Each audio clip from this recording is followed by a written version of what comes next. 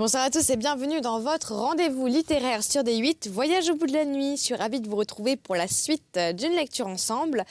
On a commencé les fables de La Fontaine. Je suis ravie de lire ces fables. Ça nous replonge en enfance et puis j'adore la moralité des fables de La Fontaine. C'était un grand monsieur, ce Jean.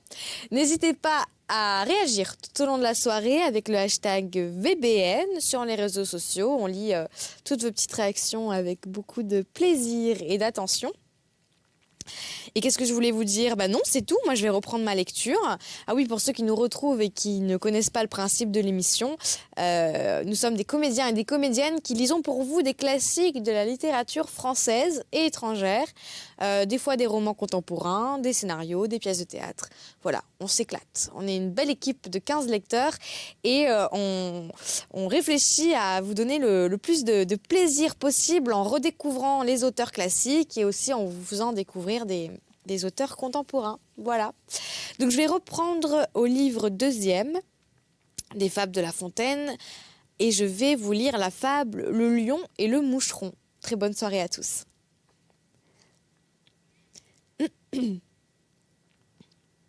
Va-t'en, chétif insecte, excrément de la terre. C'est en ces mots que le lion parlait un jour au moucheron. L'autre lui déclara la guerre. Penses-tu, lui dit-il, que ton titre de roi me fasse peur, ni me soucie? Un bœuf est plus puissant que toi. Je le mène à ma fantaisie. À peine il achevait ces mots, que lui-même il sonna la charge, fut le trompette et le héros. Dans l'abord, il se met au large, puis prend son temps, fond sur le cou du lion, qu'il rend presque fou. Le quadrupède écume et son œil étincelle. Il rugit, on se cache, on tremble à l'environ, et cette alarme universelle est l'ouvrage d'un moucheron. Un avortant de mouche en 100 lieues le harcèle, tantôt pique l'échine et tantôt le museau, tantôt entre au fond du naseau. La rage alors se trouve à son faîte montée. L'invisible ennemi triomphe et rit de voir qu'il n'est griffe ni dents en la bête irritée, qui la mette en sang, ne fasse son devoir. Le malheureux lion se déchire lui-même, fait résonner sa queue alentour de ses flancs, bat l'air qui n'en peut mais, et sa fureur extrême le fatigue, l'abat, le voilà sur les dents. L'insecte du combat se retire avec gloire. Comme il sonna la charge, il sonne la victoire, va partout l'annoncer et rencontre en chemin l'embuscade d'une araignée. Il y rencontre aussi sa fin. Quelle chose par là nous peut être enseignée? J'en vois deux, dont l'une est qu'entre nos ennemis, les plus à craindre sont souvent les plus petits. L'autre, qu'au grand péril tel a pu se soustraire, qui périt pour la moindre affaire. À méditer les amis. Il faut toujours se méfier des petites gens, de ceux qu'on ne soupçonne pas, vous savez. Le karma. L'âne chargé d'éponge et l'âne chargé de sel. Il aime bien les ânes, hein, Jean. On a vu tout à l'heure l'âne, c'était l'âne chargé d'argent et l'âne chargé de bois. Donc il aime bien les ânes. Un ânier, son spectre à la main, menait en empereur romain 2 coursiers à longues oreilles.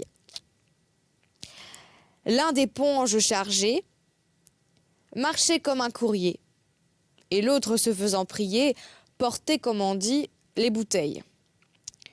Sa charge était de sel. Nos gaillards pèlerins, par monts, par vaux et par chemins, au gué d'une rivière, à la fin arrivèrent, et fort empêchés se trouvèrent.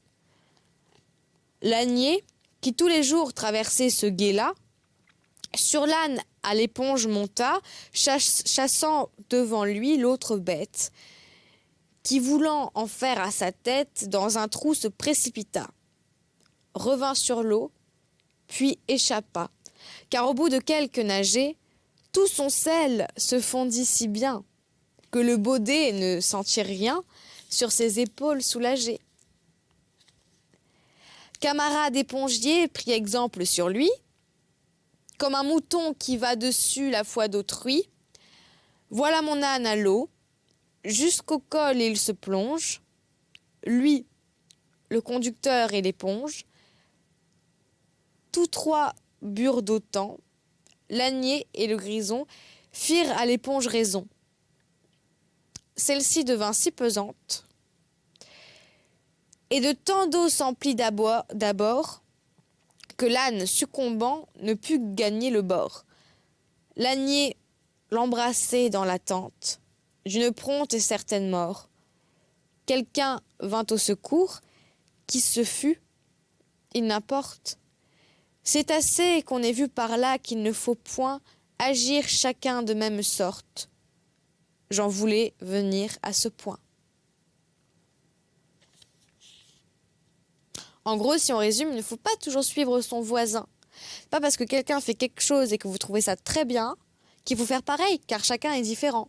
Il faut aller chacun à sa façon. Hihi. Le lion et le rat.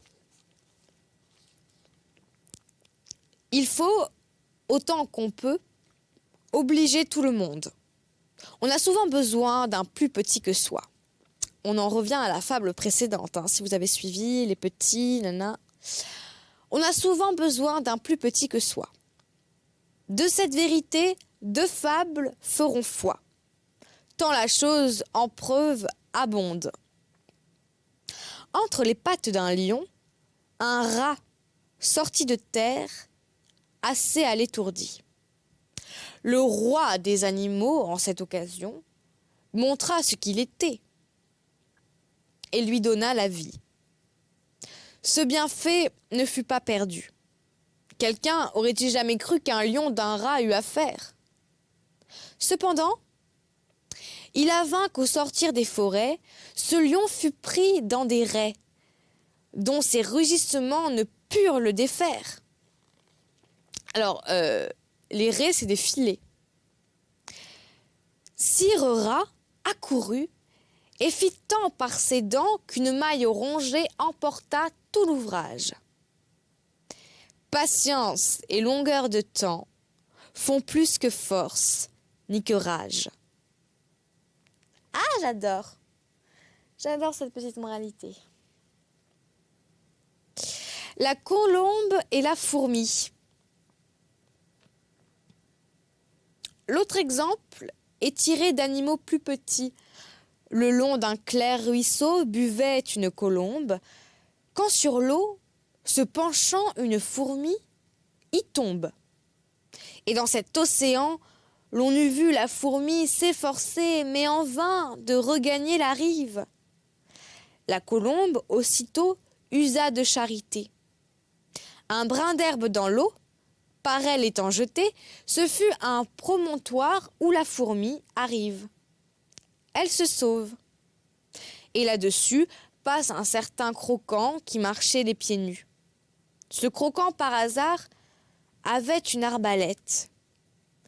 Dès qu'il voit l'oiseau de Vénus, il le croit en son pot et déjà lui fait fête. Tandis qu'à le tuer, mon villageois s'apprête, la fourmi le pique au talon. Le vilain retourne la tête, la colombe l'entend, part et tire de long. Le souper du croquant avec elle s'envole. Point de pigeon pour une obole.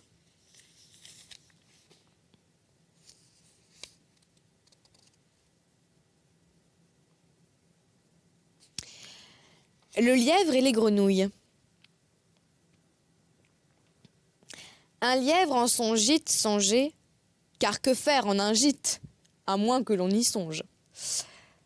Dans un profond ennui, ce lièvre se plongeait. Cet animal est triste, et la crainte le ronge.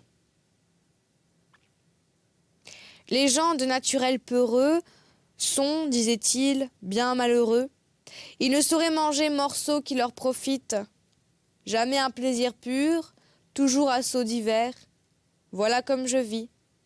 Cette crainte maudite m'empêche de dormir, sinon les yeux ouverts. Corrigez-vous, dira quelque sage cervelle. Et la peur, se corrige-t-elle? Je crois même qu'en bonne foi les hommes ont peur comme moi. Ainsi raisonnait notre lièvre. Et cependant faisait le guet. Il était douteux, inquiet. Un souffle, une ombre, un rien, tout lui donnait la fièvre.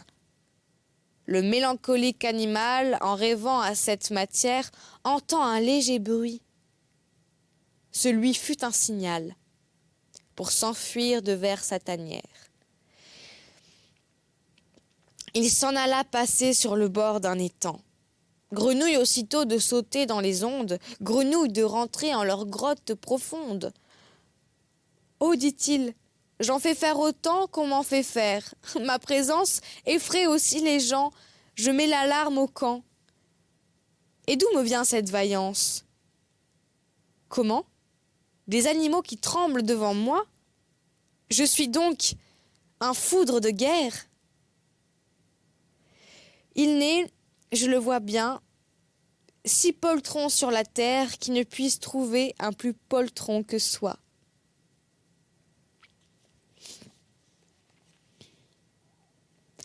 Le coq et le renard. Sur la branche d'un arbre était en sentinelle un vieux coq adroit et matois. « Frère, dit un renard adoucissant sa voix, nous ne sommes plus en querelle. Paix générale cette fois. Je viens te l'annoncer, descends que je t'embrasse. Ne me retarde point de grâce. Je dois faire aujourd'hui 20 postes sans manquer. Les tiens et toi pouvez vaquer sans nulle crainte à vos affaires. Nous vous y servirons en frères. Faites-en les feux dès ce soir. Et cependant, viens recevoir le baiser d'amour fraternel. Ami, reprit le coq, je ne pouvais jamais apprendre une plus douce et meilleure nouvelle que celle de cette paix. Et ce m'est une double joie de la tenir de toi. Je vois 2 lévriers qui, je m'assure, sont courriers que pour ce sujet on envoie. Ils vont vite et seront dans un moment à nous. Je descends, nous pourrons nous entrebaiser tous. Adieu, dit le renard. Ma traite est longue à faire. Nous nous réjouirons du succès de l'affaire une autre fois. Le galant, aussitôt, tire ses grègues, gagne au haut, malcontent de son stratagème. Et notre vieux coq, en soi-même, se mit à rire de sa peur. Car c'est double plaisir de tromper le trompeur.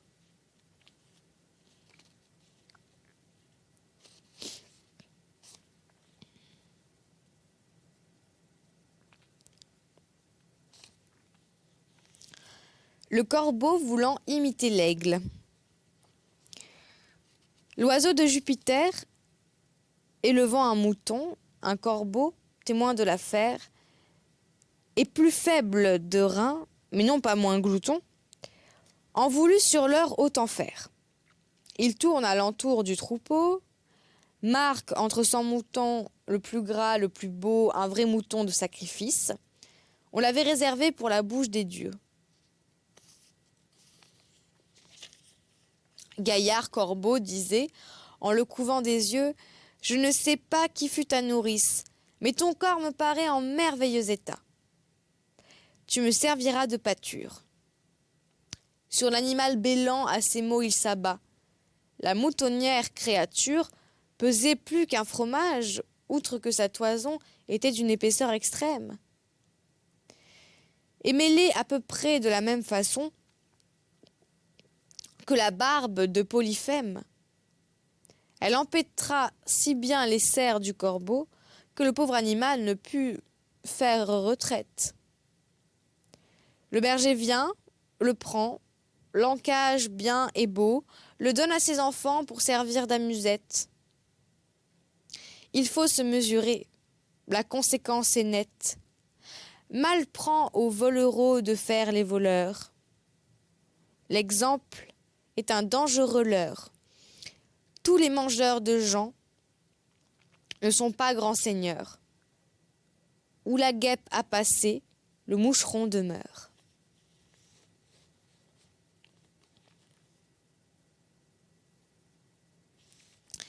Le paon se plaignant à Junon. Le paon se plaignait à Junion. Déesse, disait-il, ce n'est pas sans raison que je me plains, que je murmure. Le chant dont vous m'avez fait don déplaît à toute la nature. Au lieu qu'un rossignol, chétive créature, forme des sons aussi doux qu'éclatants, et lui seul l'honneur du printemps. Junon répondit en colère. Oiseau jaloux, et qui devrait te taire, est-ce à toi d'envier la voix du rossignol? Toi que l'on voit porter à l'entour de ton col un arc-en-ciel nué de 100 sortes de soie, qui te panade, qui déploie une si riche queue et qui semble à nos yeux la boutique d'un lapidaire? Est-il quelque oiseau sous les cieux, plus que toi capable de plaire? Tout animal n'a pas toute propriété. Nous vous avons donné diverses qualités. Les uns ont la grandeur et la force en partage, le faucon est léger, l'aigle plein de courage, le corbeau serre pour le présage, la corneille avertit des malheurs à venir. Tous sont contents de leur ramage. Cesse donc de te plaindre, ou bien pour te punir, je t'ôterai ton plumage.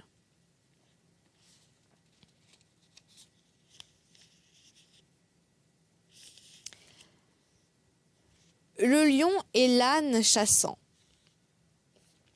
Le roi des animaux se mit un jour en tête de giboyer. Il célébrait sa fête. Le gibier du lion, ce ne sont pas moineaux, mais beaux et bons sangliers, daims et cerfs, bons et beaux. Pour réussir dans cette affaire, il se servit du ministère de l'âne à la voix de Stentor.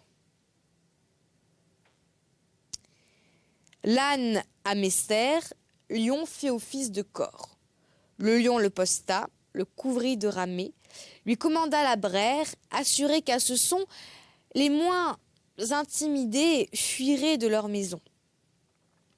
Leur troupe n'était pas encore accoutumée à la tempête de sa voix. L'air en retentissait d'un bruit épouvantable. La frayeur saisissait les hôtes de ces bois. Tous fuyaient, tous tombaient au piège inévitable où les attendait le lion. « N'ai-je pas bien servi dans cette occasion ?» dit l'âne en se donnant tout l'honneur de la chasse. « Oui, » reprit le lion, « c'est bravement crié. Si je ne connaissais ta personne et ta race, j'en serais moi-même effrayé. » L'âne s'élutosé se fut mis en colère, encore qu'on le rallia avec juste raison. Car qui pourrait souffrir un âne fanfaron? Ce n'est pas là leur caractère.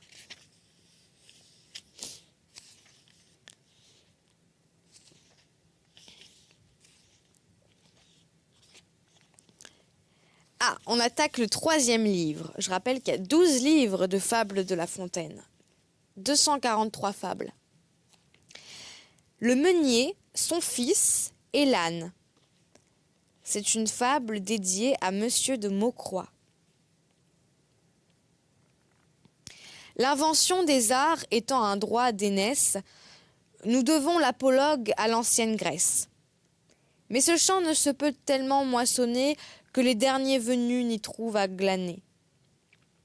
La Feinte est un pays plein de terres désertes.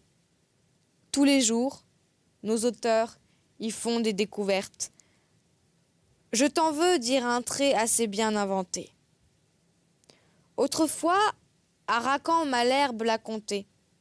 Ces deux rivaux d'Horace, héritiers de Salyre, disciples d'Apollon, nos maîtres, pour mieux dire, se rencontrant un jour tout seuls et sans témoin, comme ils se confiaient leurs pensées et leurs soins, Racan commence ainsi. Dites-moi, je vous prie, vous qui devez savoir les choses de la vie, qui par tous ces degrés avez déjà passé, et que rien ne doit fuir en cet âge avancé, à quoi me résoudrais-je ? Il est temps que j'y pense. Vous connaissez mon bien, mon talent, ma naissance. Dois-je dans la province établir mon séjour ? Prendre emploi dans l'armée ? Ou bien charge à la cour ? Tout au monde est mêlé d'amertume et de charme. La guerre a ses douceurs, l'hymen a ses alarmes. Si je suivais mon goût, je saurais où buter. Mais j'ai les miens, la cour, le peuple à contenter. Malherbe là-dessus. Contentez tout le monde. Écoutez ce récit avant que je réponde. J'ai lu dans quelque endroit qu'un meunier et son fils, l'un vieillard, l'autre enfant, non pas des plus petits, mais garçons de 15 ans, si j'ai bonne mémoire, allaient vendre leur âne un certain jour de foire, afin qu'il fût plus frais et de meilleur débit.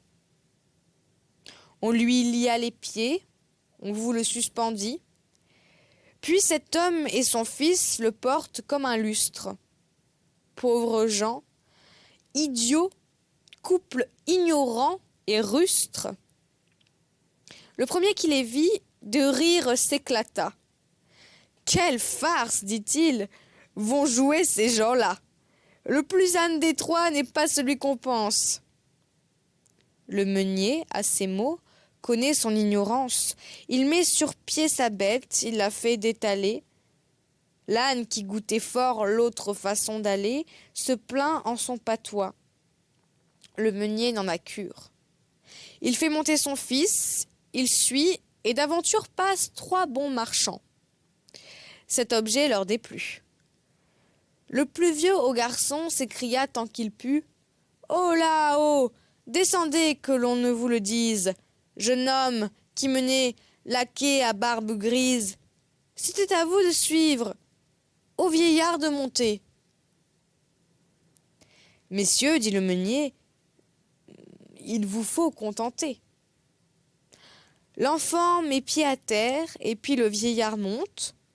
Quand 3 filles passant, l'une dit « C'est grande honte qu'il faille voir ainsi clocher ce jeune fils, tandis que ce nigaud, comme un évêque assis, fait le veau sur son âne, et pense être bien sage. » « Il n'est, dit le meunier, plus de veau à mon âge.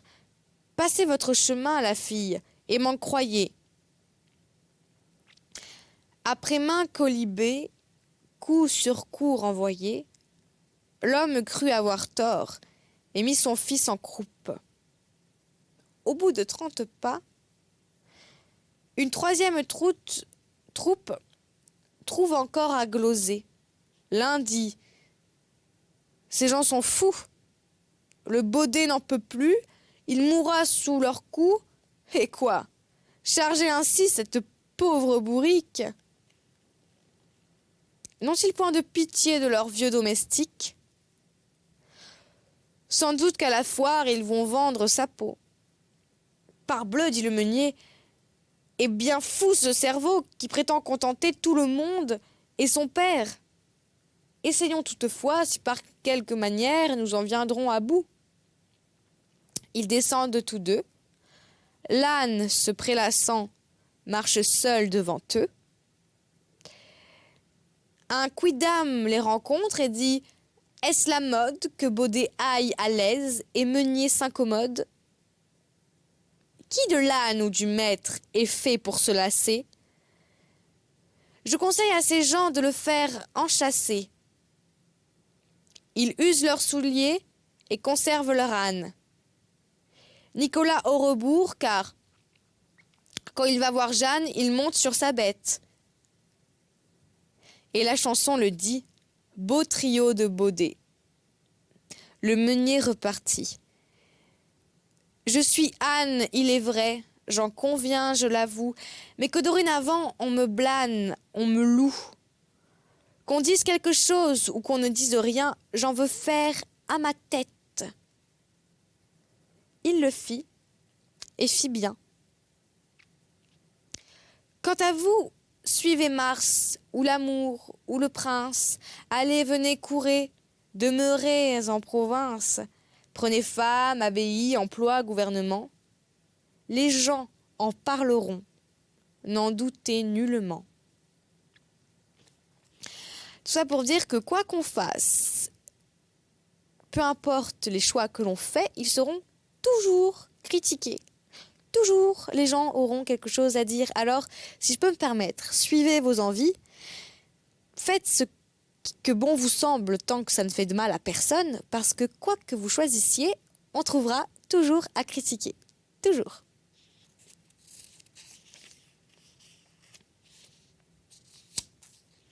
Qu'est-ce que je vais lire ?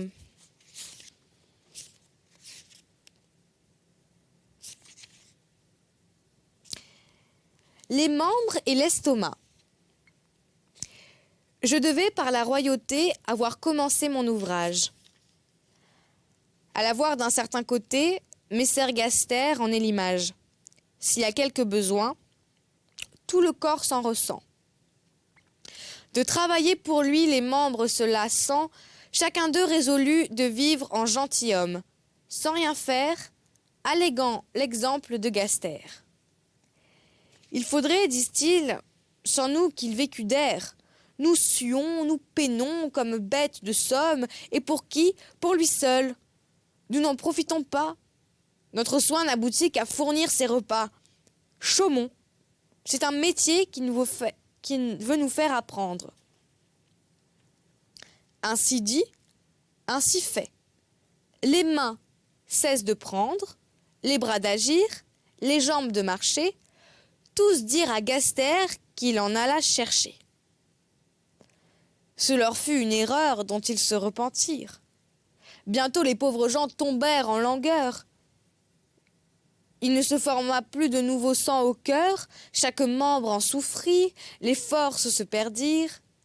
Par ce moyen, les mutins virent que celui qu'ils croyaient oisif et paresseux, à l'intérêt commun contribuait plus qu'eux. Ceci peut s'appliquer à la grandeur royale. Elle reçoit et donne, et la chose est égale. Tout travaille pour elle, et réciproquement. Tout tire d'elle l'aliment. Elle fait subsister l'artisan de ses peines, enrichit le marchand, gage le magistrat, maintient le laboureur, donne paix aux soldats, distribue en 100 lieues ses grâces souveraines, entretient seul tout l'État. Ménénius le sut bien dire. La commune s'allait séparer du Sénat. Les mécontents disaient qu'il avait tout l'empire, le pouvoir, les trésors, l'honneur, la dignité. Au lieu que tout le mal était de leur côté, les tributs, les impôts, les fatigues de guerre, le peuple hors des murs était déjà posté, la plupart s'en allaient chercher une autre terre. Quand Ménénius leur fit voir qu'ils étaient aux membres semblables, et par cet apologue, un signe entre les fables, les ramena dans leur devoir. C'est ici que j'achève cette lecture. Je suis ravie de lire les fables de La Fontaine. J'aime beaucoup. N'hésitez pas à me dire ce que vous en pensez sur les réseaux sociaux. Pour ma part, je suis présente sur Facebook et sur Twitter, Davia Martelly. Donc n'hésitez pas à me faire un petit coucou. Bonne soirée pour ceux qui travaillent et bonne nuit pour ceux qui se couchent. Bye bye.